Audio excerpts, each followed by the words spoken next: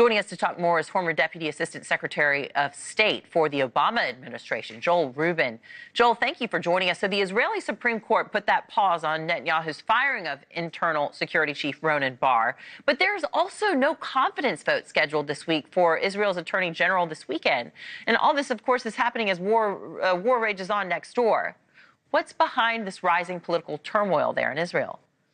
Yeah, Anna, it's a real moment in Israel. And in many ways now we're seeing the sort of confluence of the protest movement before October 7th. And now, of course, the war restarted in Gaza. So the post-October 7th security reality. What's happening right now is that Prime Minister Netanyahu, he needs votes to maintain power. There's a major budget vote coming up at the end of the month. If he doesn't get the majority, then his government will collapse. And at the same time, he's under investigation, including from Ronen Bar, who he's tried to fire related to payments from Qatar. So there's a lot of personal political goals here, along with war and peace. And of course, the big picture here, as you described, there's still hostages in Gaza. There's still Palestinian civilians dying in Gaza. There's no vision for what a ceasefire could look like. And all of this is coming together at the same time. It's very explosive inside of Israel. Yeah, and it just has got to end. The father of Edon Alexander, who, of course, is this last living American hostage, spoke to NewsNation once again this week about the recent fighting. Let's take a listen. I have one open question for Prime Minister Benjamin Netanyahu. What is the plan to end this war?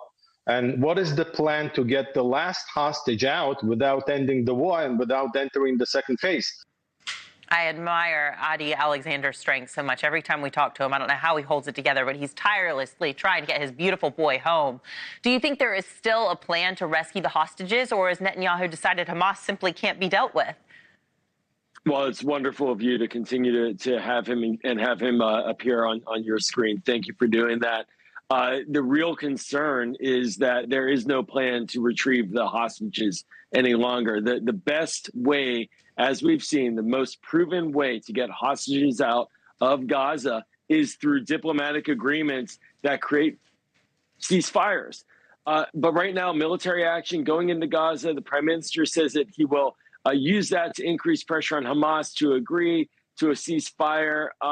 You talk to the hostage families and hostages who've been released, and they'll say the worst days for them were when Israel was bombing into Gaza. That was when they were afraid they could potentially be killed. So to sound very dark about this, the concern is that this really is a war objective now into Gaza, not a hostage release objective.